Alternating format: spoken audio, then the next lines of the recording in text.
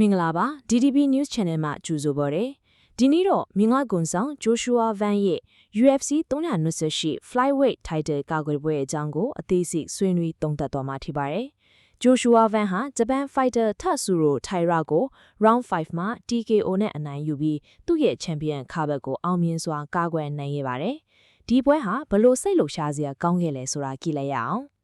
ပွဲအစမှာ Tatsuro Taira ဟာသူ့ရဲ့နှစ်ပန်းစွမ်းရည်ကိုအသုံးပြုပြီး Joshua Van ကိုဖိအားပေးဖို့ကြိုးစားခဲ့ပါတယ်။ Taira ဟာ Van ကို outfit ကိုဆွဲချဖို့တောက်လျှောက်ကြိုးစားခဲ့ပေမဲ့ Van ကတော့သူ့ရဲ့ takedown defense ကိုကောင်းကောင်းအသုံးပြုပြီးကာကွယ်နိုင်ခဲ့ပါတယ်။ Van ဟာသူ့ရဲ့ထိုးချက်တွေကိုအသုံးပြုပြီး Taira ကိုအလှည့်ကျတိုက်ခိုက်ခဲ့ပါတယ်။ဒီ round မှာ Taira ရဲ့ takedown ကြိုးစားမှုတွေနဲ့ Van ရဲ့ထိုးချက်တွေကအပြန်အလှန်ရှိခဲ့ပြီးနှစ်ဖက်စလုံးကနီးပြူဟာမြောက်ကစားခဲ့ကြပါတယ်။ Round 2မှာတော့ Joshua Van ဟာသူ့ရဲ့ striking skill တွေကိုပိုပြီးအသုံးပြုလာတာကိုတွေ့ရပါတယ်။ Van ဟာ Taira ရဲ့ takedown ကြိုးစားမှုတွေကိုဆက်လက်ကာကွယ်ရင်းသူ့ရဲ့ထိုးချက်တွေနဲ့ Taira ကိုထိထိရောက်ရောက်တိုက်ခိုက်နိုင်ခဲ့ပါတယ်။ Taira ကတော့ Van ကို outfit ကိုဆွဲချဖို့အခွင့်အရေးရှာနေစေဖြစ်ပေမဲ့ Van ရဲ့ defense ကခိုင်မာနေခဲ့ပါတယ်။ဒီ round မှာ Van ဟာ striking မှာအသာစီးရခဲ့ပြီး Taira ကိုဖိအားပေးနိုင်ခဲ့ပါတယ်။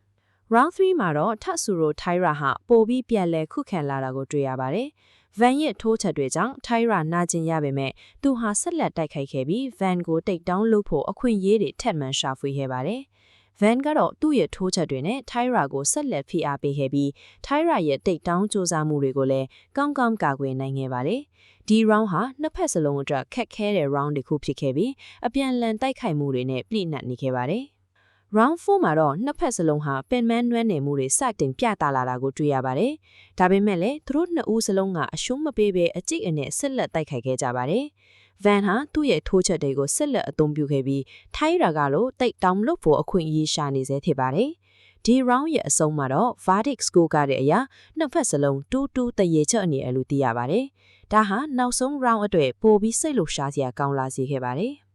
နောက်ဆုံး round 5မှာတော့ Joshua Van ဟာပွဲကိုအဆုံးသတ်ဖို့ဆုံးဖြတ်ခဲ့ပါတယ်။သူဟာ Taira ကိုပြင်းထန်တဲ့ခိုးချက်တွေနဲ့ဆက်တိုက်ခိုက်ခဲ့ပါတယ်။ Taira ဟာ Van ရဲ့ထိုးချက်တွေကိုမခံနိုင်တော့ဘဲဒိုင်လူကြီးကပွဲကိုရပ်တန့်ခဲ့ရပါတယ်။ Joshua Van ဟာ round 5ရဲ့ 1.32 မှာ TKO punches နဲ့အနိုင်ယူပြီးသူ့ရဲ့ flyweight title ကိုအောင်မြင်စွာကာကွယ်နိုင်ခဲ့ပါတယ်။ဒါဟာ Joshua Van ရဲ့အံ့အားသင့်စရာနိုင်စွမ်းနဲ့စိတ်သက်ကြံထိုင်မှုကိုပြသလိုက်တာပဲဖြစ်ပါတယ်။